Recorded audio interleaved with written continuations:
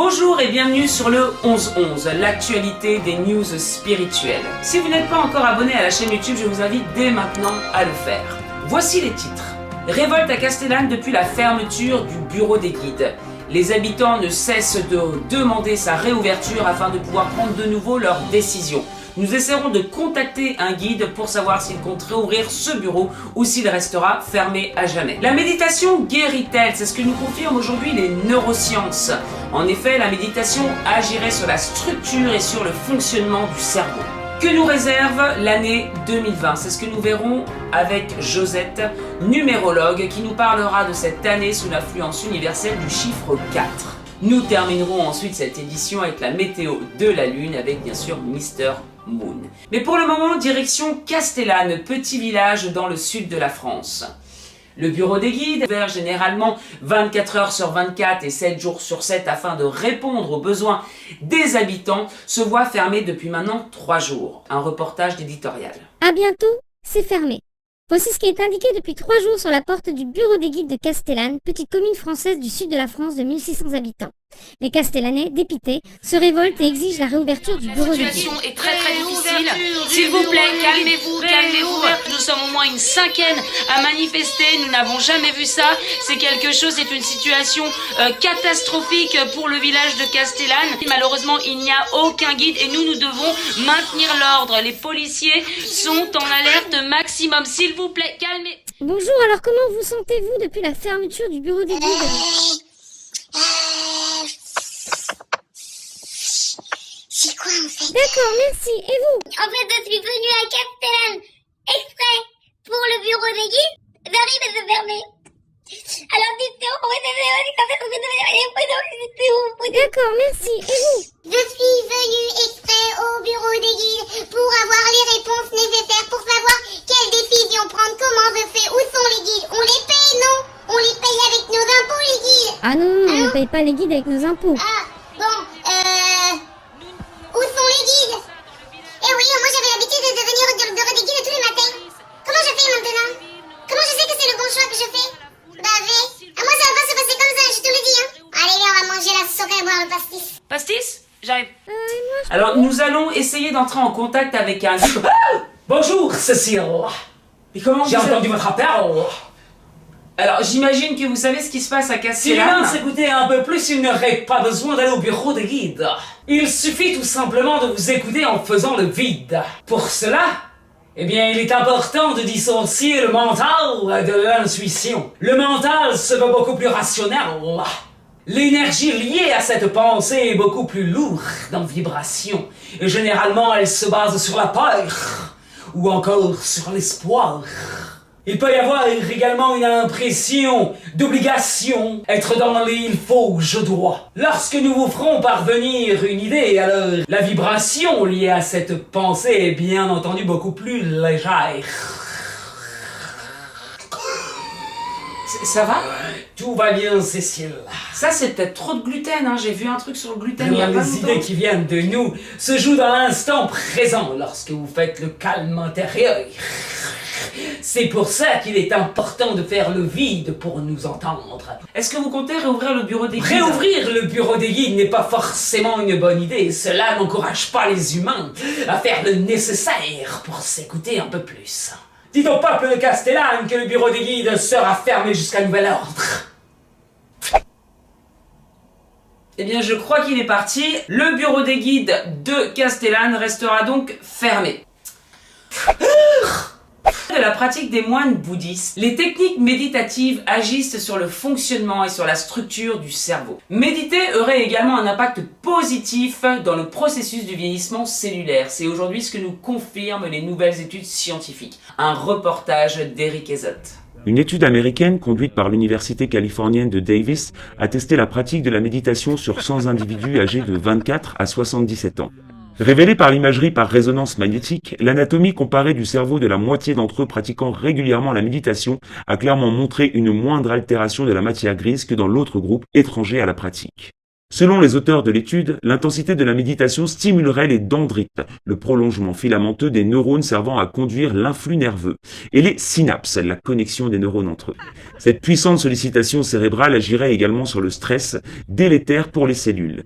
L'équipe scientifique a montré que 3 mois intensifs de méditation affectaient significativement l'activité des télomérases, enzymes essentielles à la protection contre le vieillissement cellulaire. Que vous apporte la pratique de la méditation ? Oui. Vous faisiez bien partie du groupe des méditants. Alors, quels sont les impacts de la méditation sur votre Qui vie ? êtes-vous? Je suis journaliste pour le 11h11. 11h11? Il est déjà 11h11? Non. Non. Qu'est-ce qui se passe? Calmez-vous. S'il vous plaît, calmez-vous.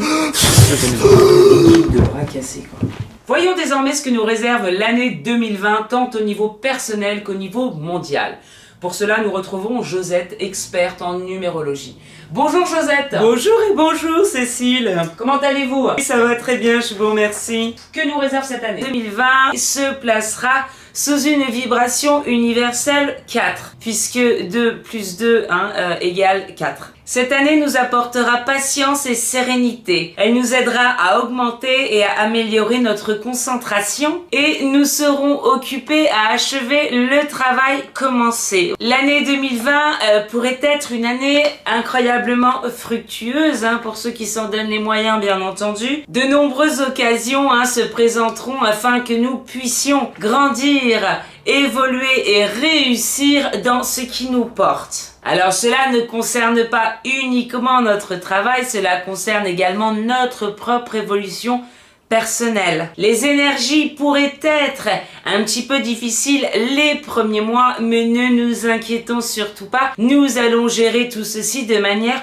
plus efficace. L'année 2020 sera remplie d'énergie positive et nous aidera à atteindre notre potentiel. D'ailleurs, cette année devrait être toute particulièrement favorable au chemin de vie 1, 4 et 8. D'ailleurs, concernant le chemin de vie, nous vous retrouverons très prochainement sur le plateau du CYP Show afin que vous nous expliquiez un petit peu mieux comment le calculer. Oui, nous le verrons. Alors, tout ceci est plutôt de bon augure et que nous réserve cette année au niveau mondial. Au niveau mondial, 2020 sera l'année de la renaissance. Une année très intense, une année carrefour pivot. Ça risque de secouer un petit peu.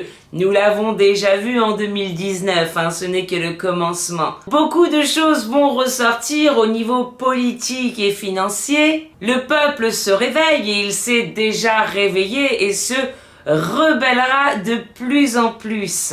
On pourra constater des mouvements de foule ou encore des sortes de révolutions dans plusieurs pays en même temps. Des vérités feront surface au niveau de l'humanité, mais également au niveau de la spiritualité, sur tout ce qui a pu être caché à l'humanité. Nous aurons également des changements climatiques intenses, comme des tremblements de terre ou encore des éruptions. C'est pas très rassurant tout ce que vous nous dites, Josette. Si, justement, Cécile, tout cela est merveilleux et j'encourage absolument tout le monde à le voir comme tel. Il nous faut un changement, nous en avons besoin. Vous savez, le peuple s'éveille, mais la terre s'éveille également. Tout ça, nous le faisons ensemble pour un monde meilleur, pour un renouveau. Pour cela, l'humanité va devoir regarder sa partie sombre. Être centré et aligné va devenir une nécessité afin d'activer son corps de lumière et accéder à une nouvelle dimension. N'ayez pas peur, ne nourrissez pas justement ces égrégores en ayant peur ou encore en nourrissant le négatif. Restez bien entendu dans la joie et dans l'amour. C'est ainsi que le passage sera plus facile. Merci Josette, on vous retrouve très prochainement sur le plateau. Merci beaucoup Cécile. Pour terminer cette émission, retrouvons Mr Moon pour la météo de la prochaine lune. Bonjour Monsieur Moon. Bonjour Cécile, voici les lunes de 2020. La prochaine pleine lune sera le 9 février, elle sera en Lion. C'est la lune de neige, ou encore la lune des tempêtes.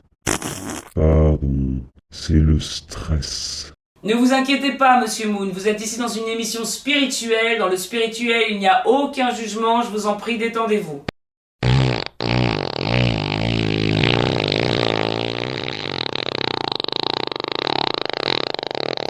suis moule et dégueulasse.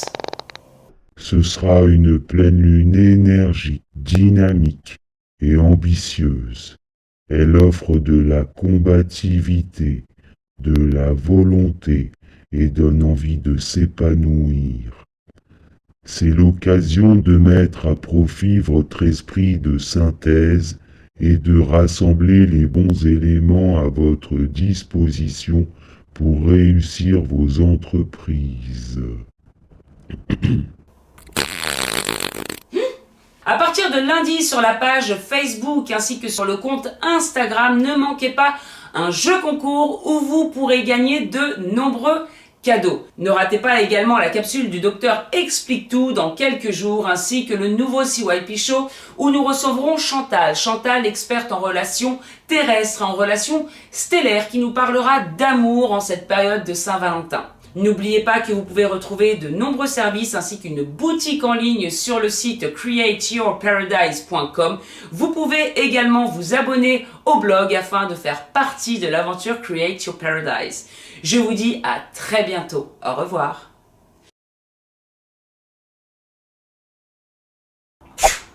Et merde!